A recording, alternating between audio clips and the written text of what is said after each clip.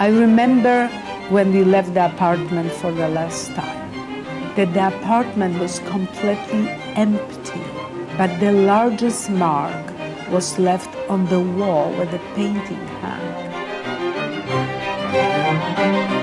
On my journey to tell this story, I will be accompanied by Paul Seller, who lives in New York City, and by Ronnie Ben Ari, who lives in Israel.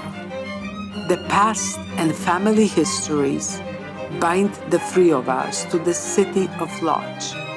The still life painting is my own object of memory.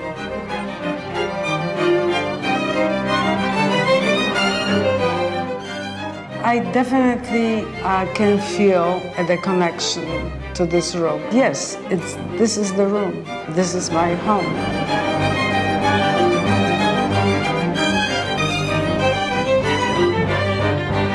When the Germans invaded Poland and annexed Lodz to Reich, Lodz became Littmannstadt. Most of the Lodz Jews, about 250,000 at that time, were herded into a Jewish ghetto.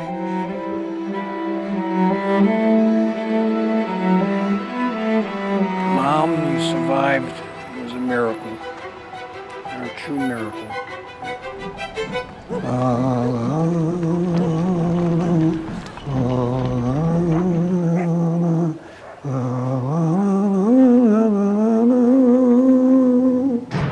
This menorah belonged to this home and come with emotion and memories of my childhood with them together. Przypuszczam, że ta kategoria Żydów wcześniej lub później opuści nasz kraj.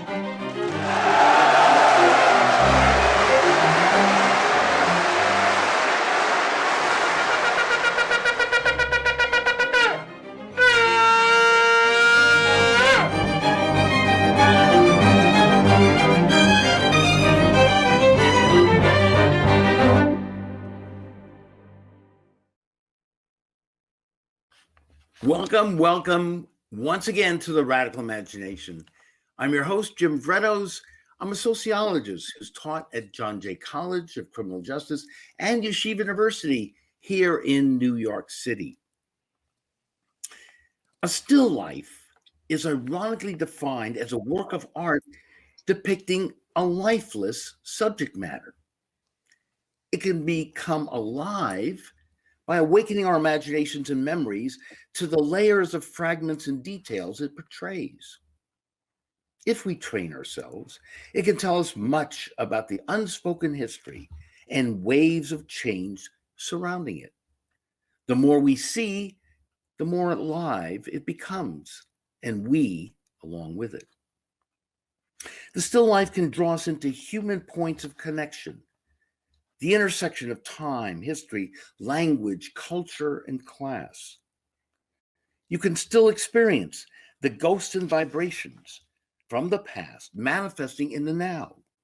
You can close your eyes and open yourself to stimulus and stories, to memories and change. The Still Life in Lodz is an emotionally riveting documentary that journeys to the historically tumultuous city of Lodz, Poland.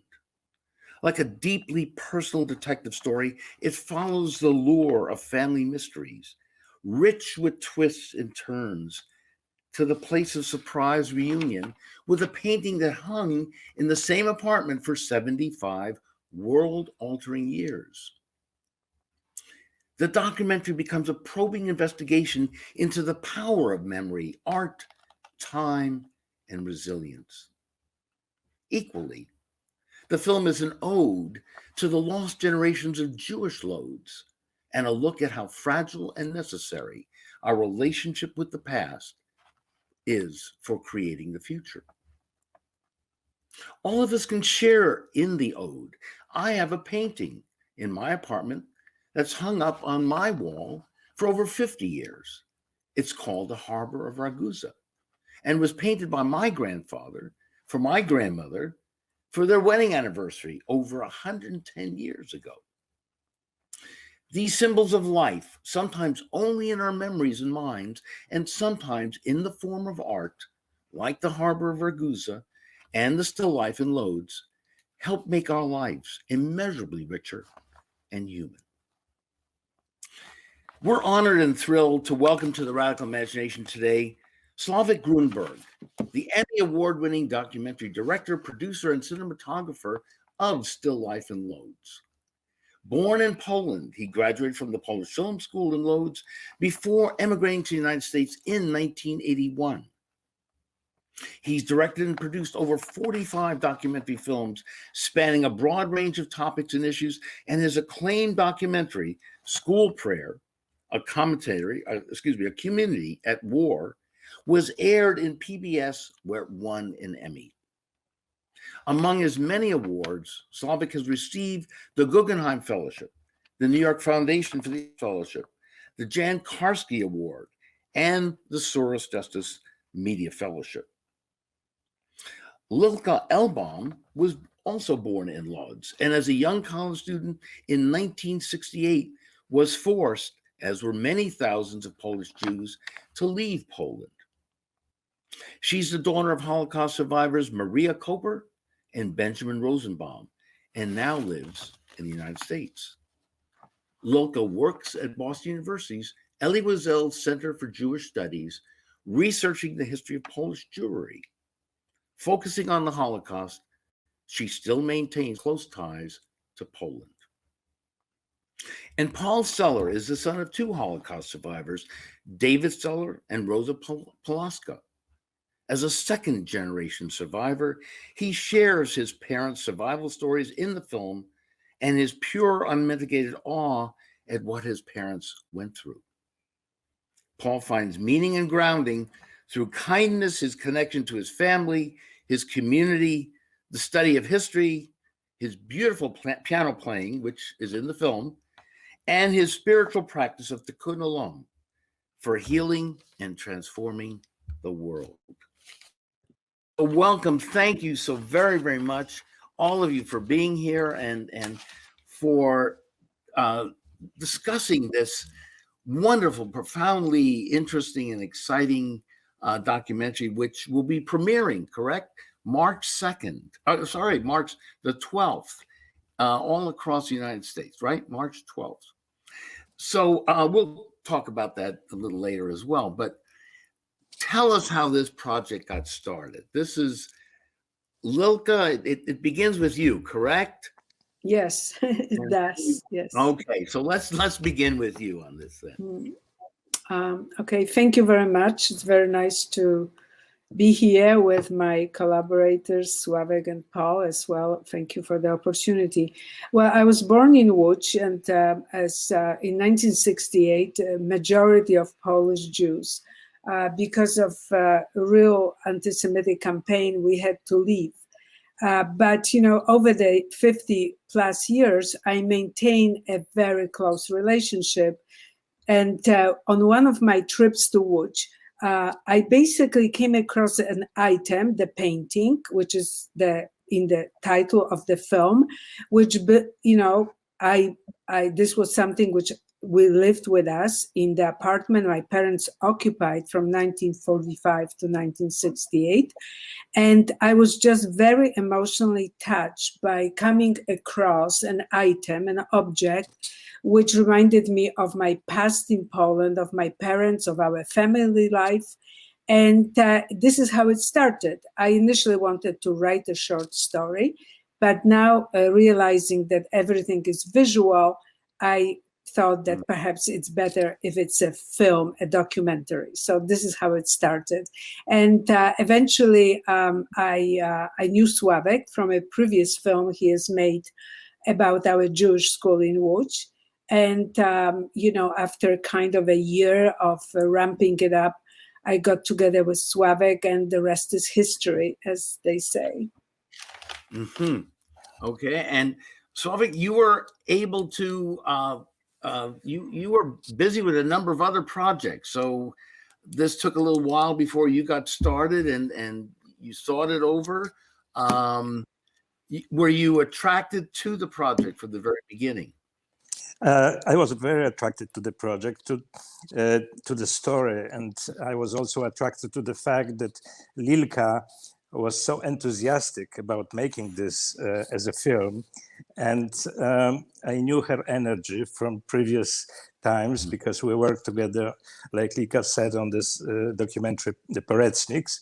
So knowing Lilka and knowing her enthusiasm and knowing how interesting this story is, because we deal with one object on the wall which sees the world for as long as 75 years. It's very challenging for the director to take such a task and tell the story. And the story of Łódź, which is the city I'm very familiar with because this is where I studied film, and I spent a lot of years there. So altogether, we decided to work on this project, and then we met Paul. I met Paul and another enthusiastic person, and between three of us, we had to make a good film. I see. Okay, and so Paul, you come in on it as well because you're very, very much interested in recounting your own family's history, correct? That's correct. Okay, so let's start artistically. Why is this a difficult film to make, and why? It's a difficult film to make because you have three stories. The stories are somehow connected because of city of Łódź, because of the past memories, because of our characters want to discover through touching, through seeing objects, the history, the memory comes back through their own experiences, but or experience of their families who survive. But at the same time, they come from three different kinds of life, and to put it together into one film was a difficult task. And the idea of using animation came to me naturally because I also did animation in my previous film, Karski and the Lords of Humanity. So through animation, I was able to glue these three stories somehow and also give a different perspective to the film. May I just add something? Right. So essentially, by the time we actually started pre-production, the reason actually the film happened is because of Paul. Paul is very enigmatic and just says, yes, that's correct. But it's actually a little bit more complex than that. If not for Paul originally, I don't think we'll be able to actually have this conversation today. Paul was absolutely critical to our effort. And, his relationship to Poland is second generation of survivors. So, as myself and Sławek speak Polish and we were born there, although we come from different environments, he being from Warsaw, but also knowing Łódź, but me being just completely central to Łódź. It is Paul who actually made it happen, Paul. So maybe you can say something, how we met. And I just want to say that Paul was immediately on board. We met in a New York City hotel, I would say about 2.5 years ago. And I just gave him a bit of a story, what I want to do. And he immediately signed up. And, it is really a very amazing thing because when we think of a trajectory of how many people have ideas, and they want to make a movie and they have everything, but then there's such a small percentage of these things which come to fruition. And we were exceptionally lucky to put this team together with Sławek, but of course Paul as well. And, and eventually the movie was, was created and is going to be shown. So maybe, Paul, can you say something about how it was serendipitous that we came together? Yes, absolutely. Don't be modest. Tell us. Okay. I met Lilka through a mutual acquaintance who we both knew when I lived previously in Livingston, New Jersey. The lady's name is Bonnie Ann Fang. She is also a survivor of, first generation survivor from her parents, I believe, were in the Warsaw Ghetto. So she mentioned Lilka about me that I also had some parents that were survivors. So we hooked up together, and I was very interested in this thing. And I met Lilka. Before I met Lilka, she told me to bring all kinds of different artifacts that I had, such as photos of my parents, pre-war, after the war. And I was fascinated with the fact that she told me that she had a telephone book from the Lodz area going back to 1939. So she would be able to find out more or less where my mom lived.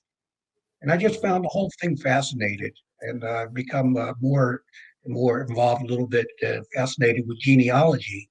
And from there, that's how we kicked things off. And I was very interested. This is better than writing a book, because actually being in the film, this is something that I thought was very important that I be involved in, because I want for my kids and my grandchildren to have something to always be able to see as far as remembering what their grandparents went through. So it's personal and it's artistic, it's historical, it's also a process of healing, right? And also a universal connection to people about their own memories. So that's the complexity of the artistic venture here.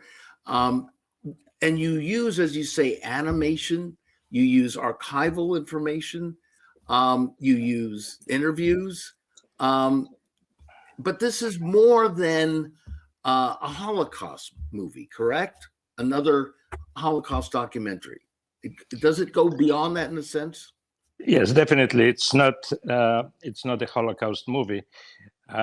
It's a movie which each viewer can describe differently, and I think it touches everyone on many different levels. And the fact that there is a lot of silence in this film, there is a lot of time to reflect, there's a lot of music, and something what we rarely see in the film, in documentaries, photography, which is the effect of making connection with the old images with the new one, which is a special effect we used in the film. All these elements plus archival footage, quite often unknown, totally archival footage, and animation makes this not really a documentary, but a movie. I rarely use word documentary for Still Life in Łódź, because it goes beyond the documentary genre. Mm. Go ahead, Lilka. Yes, I just want to say that, myself and Paul and Sławek also, we are related. Holocaust is a huge event in our lives. My parents, were saved by Polish Christians, and I always had a very strong interest in maintaining relationship with Poland.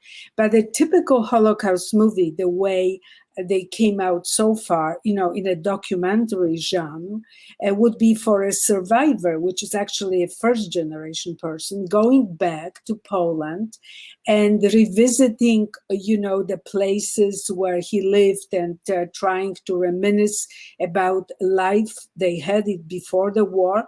And I would say, it is quite a few films of this type of came out.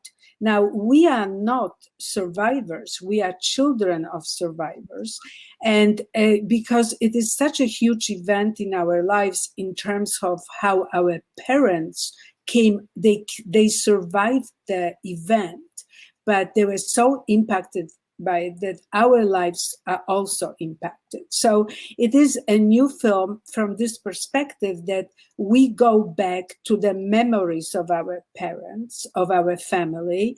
We don't have a, sort of a first-hand experience at the Holocaust, but we basically are still so impacted by it that any additional information, any kind of trace of memory is very valuable to us, because we have huge gaps in our biographies. We don't have grandparents, we don't have aunts and uncles. Some people are lucky, very few older people survived, but it is sort of a substitute for getting closer to this world, where, our families, our relatives were alive. So on this level, it's a sort of a almost unique approach, and also using painting as a metaphor for this. I felt it was intriguing, and plus the title, which, Still Life is, in Poland, is even more evocative. It says, it's dead, it's like, it's not alive, it's much more stronger. So we thought it was a good combination of elements to make it interesting. Yeah, you made it alive. You brought out the aliveness, in a sense, through your reconstructing of the memories. This must have been also very, very painful. There's also a tremendous amount of feeling and touching of objects, of walls. The mention that when you find that the picture, that the nail that the picture was hung on for 75 years is still there, right? It's the hall. The hall is the hall. Right, yes. Right. Oh, right. Yes. So, these are precious moments to relive or imagine what life must have been like, and yet it inevitably has to be so incomplete. So it's a constant, never-ending sort of narrative and storytelling, I think, is what we're trying to get at here. But again, the emotions that you must have felt, the combination of emotions, would you like to go into some of that? Was there a certain resistance to getting to know so much of this? Well, I am quite familiar with my background, because I was telling a story of my own life since I was a child until I had to leave. But I wonder how Paul felt about it, because, Paul's mother was in the Lodz ghetto. This was the longest surviving ghetto in Nazi-occupied Europe. And as you know, probably Lodz was the third largest Jewish city in the world after New York and Warsaw. And it had about 200,000 Jews, which is gigantic when you compare that, in France, there were like 330,000 all over in the country. So we zero in on this period, on the wartime, on the ghetto, through Paul's mother's story, who was a prisoner in the Lodz ghetto. And I think that for Paul, it's probably very meaningful. Paul, how did you feel about retracing and seeing where your mother was imprisoned for 2 years? I found it to be very emotional, even though I kept my emotions pretty much inside. I think that if this would have been my first time in Poland, I think there would have been a lot of tears that I wouldn't have been able to hold back. But being that I was in Poland about 7 years ago with one of my kids on a trip, So I went and I broke the ice, emotionally, and I saw a lot of things that I needed to see what our people went through. And so I was a little bit more prepared when this film started and we started doing this. It wasn't my first time in Lodz, it was my second time. And but we got deep down inside what occurred more in the ghetto at that time, and with a lot more of the city and everything. But I became very entrenched in the whole thing, and it was a magnificent experience. Just uh, seeing all of these things. Going back to where my mom's original hometown of Lodz was. Uh, and what happened to her there, which occurred in the movie. We talked about it. She was humiliated. The church where several hundred Jews were rounded up, and they were ordered to stay there for a period of time until the Nazis figured out who was going to be useful as far as labor in the ghetto and who was not. Fortunately, my mom was a seamstress, so she was selected to go to the Lodz ghetto, and as well as one of her sisters. And so she was fortunate in that respect. That occurred, I believe, in 1942. Um, and the rest of the people in that church, they had the misfortune of going to Helmo, which is not far away, and they were exterminated through asphyxiation of carbon monoxide. Paul, I must ask you about the scene where you are literally walking in to the railroad car, right? The cattle car that took people to the ovens, and you start humming. So tell us a little about what, and then later on in the show, you play a piece on the piano, a beautiful piece. So tell us a little about that, the music angle of it, and what you must have felt like. What was that humming about? What were you trying to do there? That humming, the translation of the song is literally in English. It means "I believe," and that tune was hummed, was sang in the railroad cars by prisoners, many prisoners. All right, when they were on the way to their unknown destination, and they would sing that song. And basically, it was a song saying, "I believe in God, I have faith, no matter what happens." So that was the song that I was humming. And I remember that song because I was in that same railway car 8 years ago on my previous trip. Yeah. And we were all, as a group on this trip with the Heritage Group, we were all singing that same song. So that's why I started to hum that song.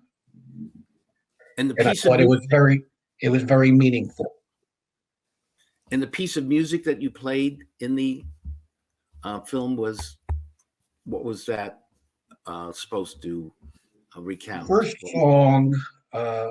song was a Polish song called Papierosy. And the definition of that means cigarettes. So it's an old Polish song that well known. And there were a couple of other songs that I played. There was a song that I played that was my father's favorite. It's called Often Prepichik, okay? Means on the fireplace. Is that correct, Lilka? By the fireplace, yes. By the fireplace, by the fireplace. Yes. That was my dad. My dad loved music. The best way that my dad ever fell asleep was when he was sitting in a chair, and if I would start playing the piano, he would fall asleep within a minute. It's like he didn't need any sleeping pills. But that was his favorite song, and I played that one. It always meant a lot to me. And See, what else did what was the other song that I played, Lilka? Do you remember? I think often prepare. I think both only. I mean, as far as I know, Yeah, those are I also played a song that was a part from Schindler's List. yes, Okay. right. Yes, right. That was a rendition for that, because during Schindler's List, from Pripyat was Poland's song, and then it went into another song on Schindler's List. And so very, very emotional music, uh, just it's, playing it there and having the opportunity to play it there in such a great edifice there in the palace Mhm. was very special. The power of music and art to survive and carry on. I just mentioned in passing Arthur Rubinstein, right? The great pianist comes from Well, Lodz. And so, yes, of course, he was yeah, born in Łódź. Yes. absolutely. And I remember seeing him for his final concert at Carnegie Hall. So, Wow. yeah, so art and music is one way of transcending and transforming. May I just say something about the place where Paul played? The place where Paul played is, the palace, the actually the home of a Jewish textile manufacturer, Israel Poznański. And it's a sort of the size of it is just like incredible. It's like a Buckingham Palace, sort of, in proportion to everything else around it. And it is an incredible building, and he had 3 or 4 others, built for his children throughout Łódź. And, the perception of Poland and Łódź, I mean, Łódź is not very well known. And is that it was a drab industrial city where Jews dominated, together with the German minority, the textile industry. It was one of the largest textile manufacturing centers. And for Jewish population, and of course only at the top, they really felt this was their city. They left an indelible mark on Łódź. A lot of hospitals, schools were built by Jewish philanthropists, and they were very openly Jewish. They were proud of their heritage, of course, and only until 1939. And we are very much want to show how it was. And then what I think Sławek showed so well, even for myself, I lived there for 19 years, was the emptiness left by the Jewish population, which was a dominant ethnic minority. There were 35% of population, and just within a couple, since the ghetto was formed in 1940 to 1945, only 7,000 people survived. There are very few survivors of the Lodz ghetto, but they left this heritage, this unbelievable architecture. And I'm sure you heard of Daniel Libeskind. He is from Łódź as well, and he's gonna build there. He's very interested in the city he was born, but it was a process. So hopefully, we can also bring to the audiences the history of the Jewish community of Łódź, the glorious past, then the tragedy of the Holocaust, and then the post-war. So I thought the palace is truly magnificent. Paul was impressed. Yeah, absolutely. Yeah, Sławek, you were there for what years did you study in Lodz? And what was your experiences there? Yeah, 76 to 1980, to 1980, and 198, and then I left for United States. So when I was in Łódź, I was pretty much absorbed by film school and classes of my professors. I didn't really see the Łódź as I did later on with many documentaries I did in Łódź. So each time I went there with a camera, including this film, was a new discovery. Why did you come back and make so many documentaries? What was the purpose of that? Why did you feel you wanted to do that? You said you did a number of works there, correct?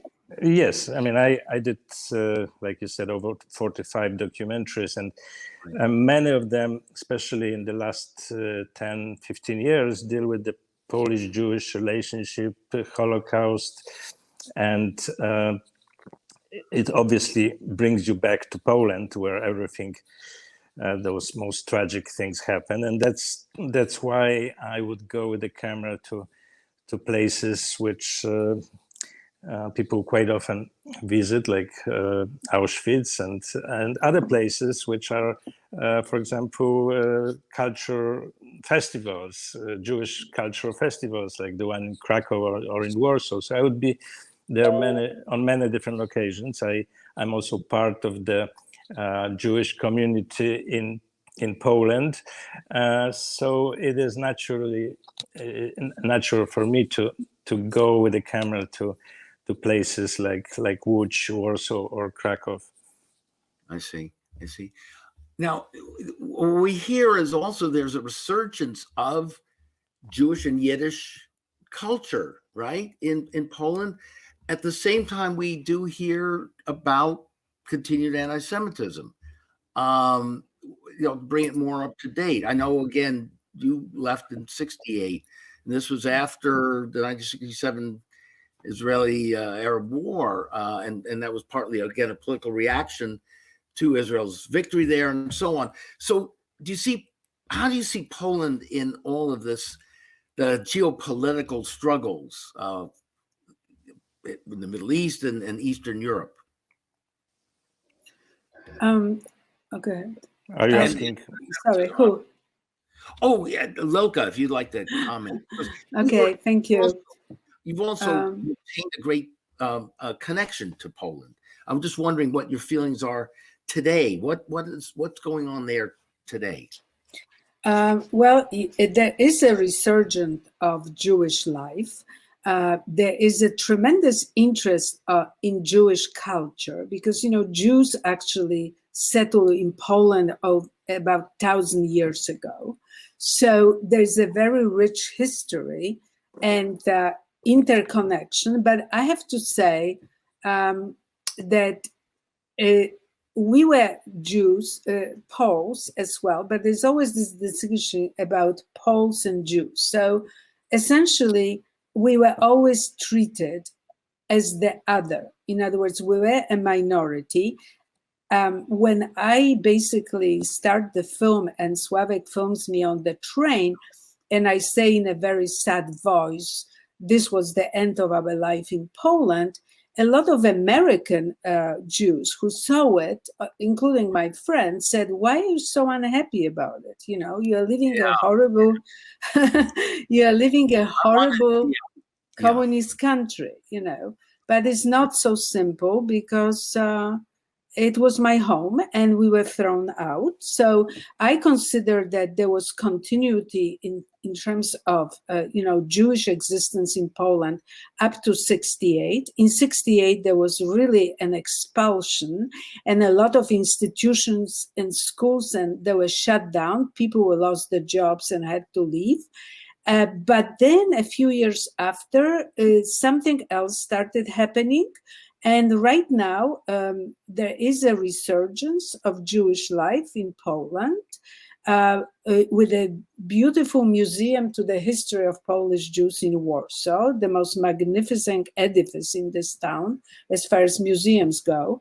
And but I myself, being Jewish and never really making a big deal out of it, I have a little bit of difficulty understanding why now, why now when there are no Jews? Because practically there are very few Jews left in Poland. I would say, just to give you an example, in Łódź, maybe, I don't know, there's a Jewish community, but what I know from people I knew before I left, I don't know, maybe there are like 20 or something, but the community is larger. I mean, people identify with being Jewish, so it is definitely very interesting to observe. But I just, for me, I'm a little bit skeptical because, the question, as I said, is why now when there are no Jews? It wasn't that great before. It's confusing, I think, especially as we look here in America. I mean, as I understand, there's also been not only a resurgence of Jewish culture among Jews, but among non-Jews, correct, in Poland? Yes. At the same time, we hear about the resurgence of Eastern European neo-fascist totalitarianism. So, I mean, what do you see there? Do you see hope? Do you see, are you ambivalent? I mean, do you think, what are we looking at here at this point again? Well, Sławek, Yeah, too. I mean, we're looking at the very complicated picture, which is not black and white. It's quite often difficult to explain how this Poland is right now, because from one end you see anti-Semitism, you see decisions of Polish government which sound like they're trying to rewrite the history in the way that Poles were always helping Jews, and they were never, on the other end, killing them, which is unfortunately a fact of the history.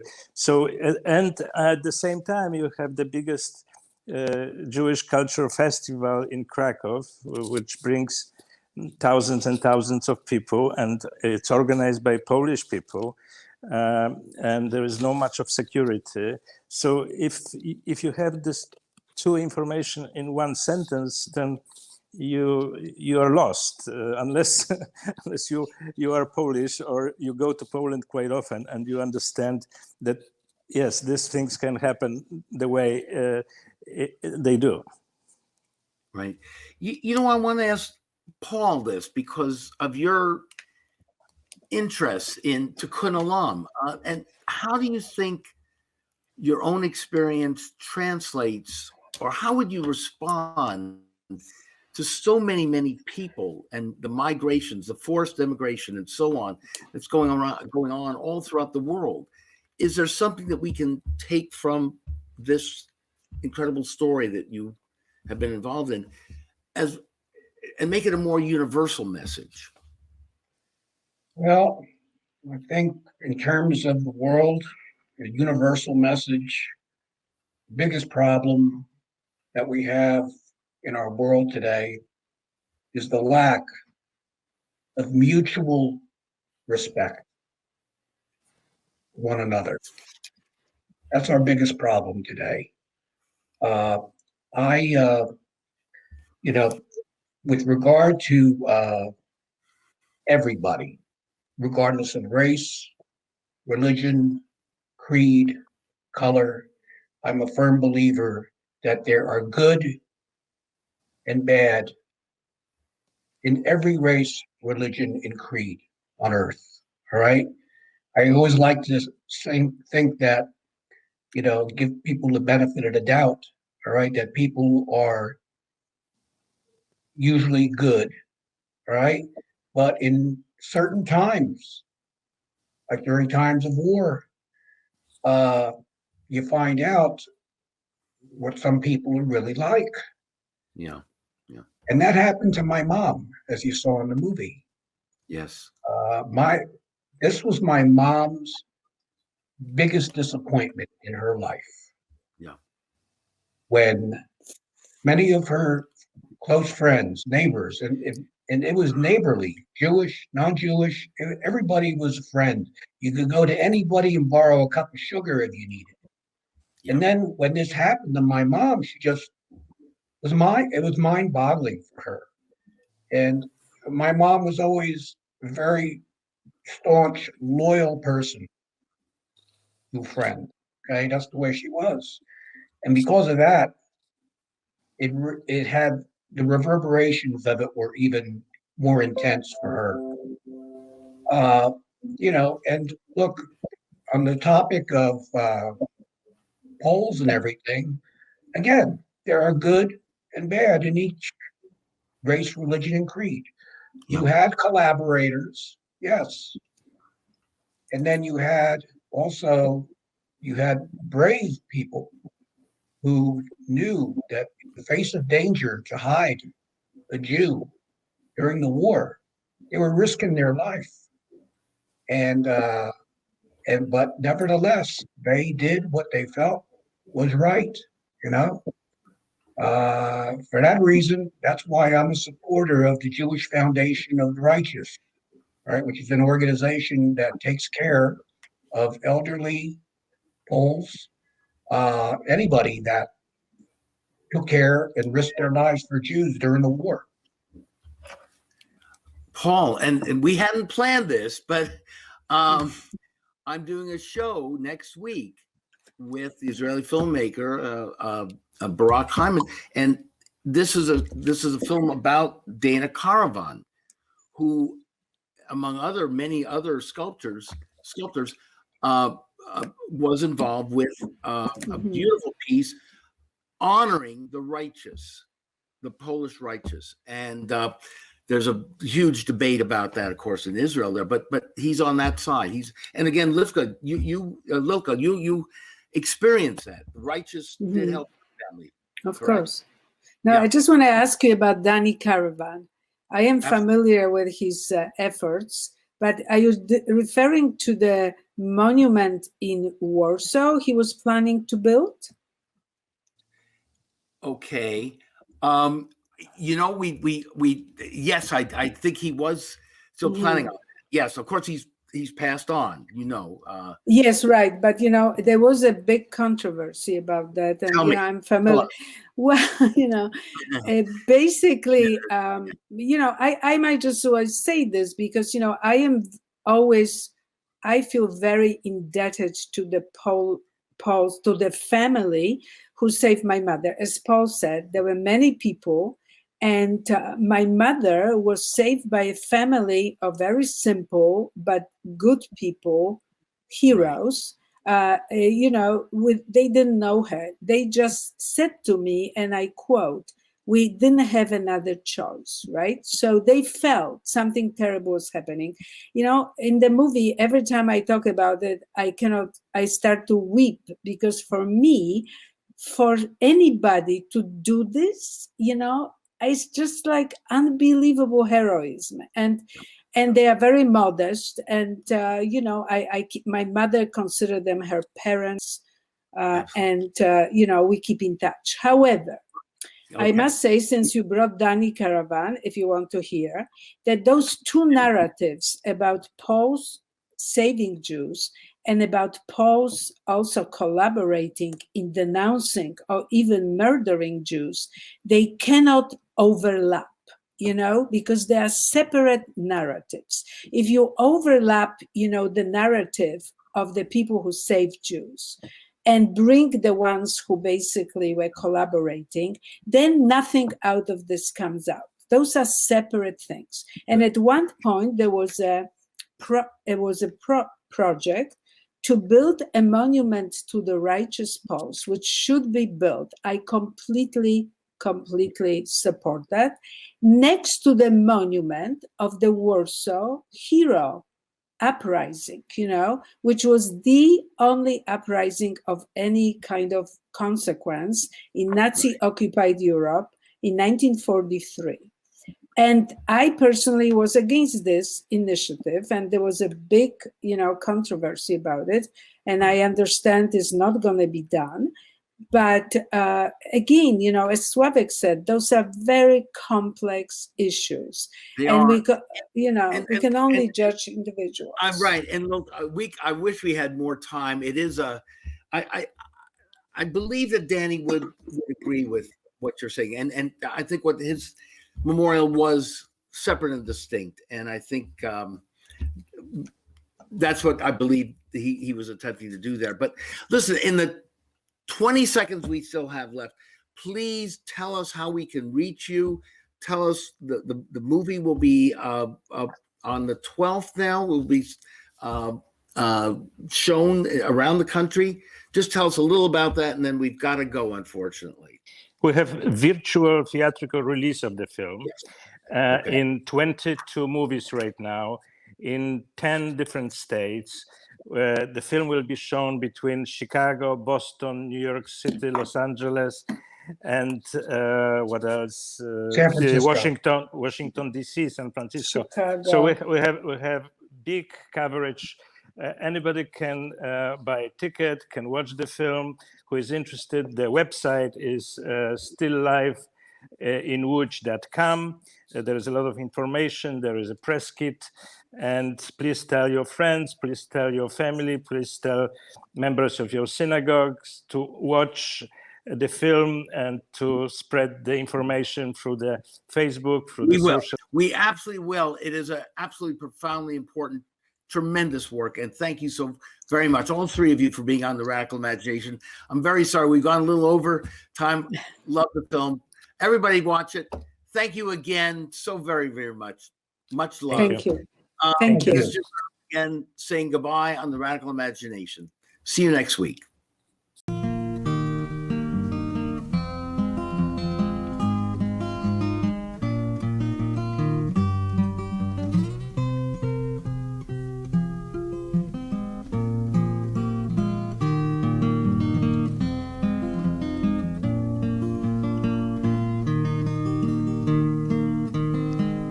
Sit by my side, come as close as the air, share in a memory of gray, and wander in my words, dream about the pictures that I play of changes, green leaves of summer turn red in the fall, to brown and to yellow they fade, and then they have to die, trapped within the circle time parade of changes. Scenes of my young years were warm in my mind, visions of shadows that shine, till one day I returned and found they were the victims of the vines of changes. The world spinning madly, it drifts in the dark, swings through a hollow of haze, a race around the stars, a journey through the universe ablaze with changes.